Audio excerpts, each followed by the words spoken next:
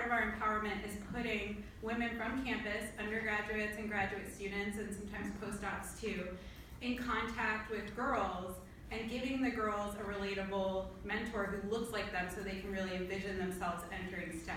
We bring these girls to campus and we do hands-on STEM activities and these big capstone events.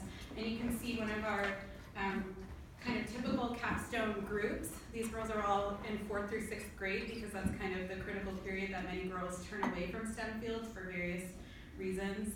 And so we're trying to catch them right at that period and inspire them and build their confidence. But you can see that this group of girls is majority minority, and we're really trying to have our volunteers kind of serve as role models, as mentors that do look like them. However, we're not reaching a lot of women of color for our volunteer base.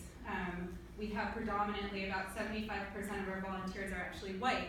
And so we're trying to figure out what are the barriers getting in the way of us reaching women of color on campus and making our organization accessible to them and making it something that they want to be involved in or feel that they can be involved in. If there are barriers that we can do something about, what are they? And we also started to kind of realize that we may have been unintentionally excluding trans and non-binary people from being part of our work in STEMism, in feminism and STEM. And we don't want to do that. We want to include trans women in our fight to support women in STEM because they're also women. And so we've been using language like females. So FEMMES is an acronym that originally stood for Females Excelling More in Math, Engineering, and the Sciences. Females is not a word that represents gender. It represents sex assigned at birth. So there are lots of women that weren't assigned female at birth that we want to include.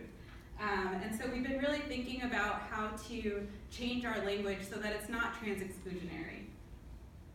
And so we started this inclusiveness committee, and these are just some of the goals that we're working on. We're still a work in progress. We've just started this work this past semester. And so first, we're looking to track and foster diversity of student and faculty volunteers in our organization. And we are collaborating with a number of groups on campus. Some of them are the DEI office, STEM in Color, and SACNAS, and we're trying to really tap into their network of resources and people to do this effectively. We're also working to increase the accessibility of our events to children from immigrant families. There's a lot of immigrant families in our target communities in Southeast Michigan, and a lot of these families don't have parents that speak English, and so it's really hard for them to fill out our registration forms and really understand what our event is about, and we don't want that to get in the way. And so we've started to translate our forms into 3 different languages that we think are the most spoken languages outside of English by our target communities. So that's Mandarin, Spanish, and Arabic, and all of those speech bubbles say girl power. And we also are working to improve the organization's trans inclusiveness, as I mentioned, and that's what I'll focus on for the rest of the talk. And so we really do all need to be including trans women and non-binary folks in STEMism. We need to be doing that. And we need to be removing problematic and exclusionary language from the language that we use to talk about women in STEM. And so for FEMMES specifically, we're working to remove that from our organization name and from our mission statement and from our materials. And so specifically in our mission statement, we changed females to women, and we added an asterisk. This is kind of like a temporary fix. We're still workshopping this with support from the Spectrum Center on campus. But now we support inclusive definitions of women. We welcome all women, including transgender and non-binary women. And we are working on changing our name. Instead of females excelling more in math, engineering, and the sciences, we're now women plus. So the plus kind of represents inclusiveness. It's not maybe the best thing to use, but it's sort of our Band-Aid right now that we stuck on there. We actually changed our t-shirts for the fall capstone. Daria is modeling one of them today. It's very exciting. And we are working on educating our executive board and all of our volunteers. And again, we're collaborating a lot with the Spectrum Center. They've been really helpful, but there are lots of other groups on campus that we're looking to help. And so what can your organization do to kind of help out with this?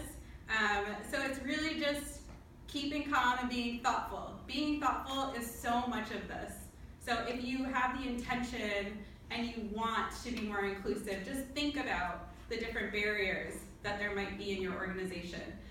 So one easy thing is to consider the accessibility or inclusiveness of your events to people with diverse cultural and gender identities and abilities or disabilities.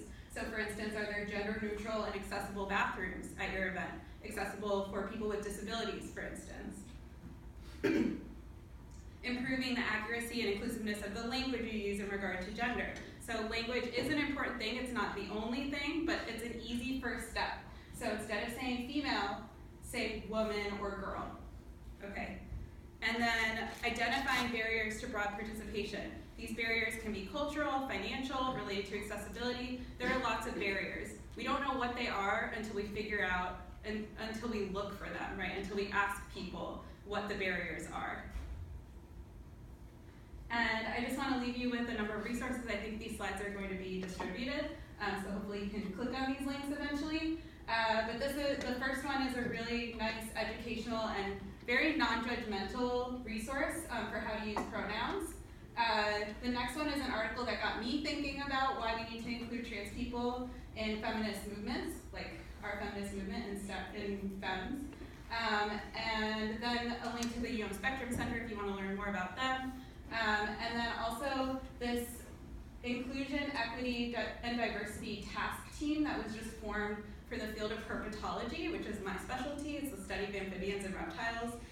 It's historically a field that's very dominated by men and white men, and so there's been a lot of thought about how to increase the equity, diversity, and inclusion in the field of herpetology, and this group has put together a strategic plan with lots of resources, and it's just a very great model to look at, so I recommend that you check that out.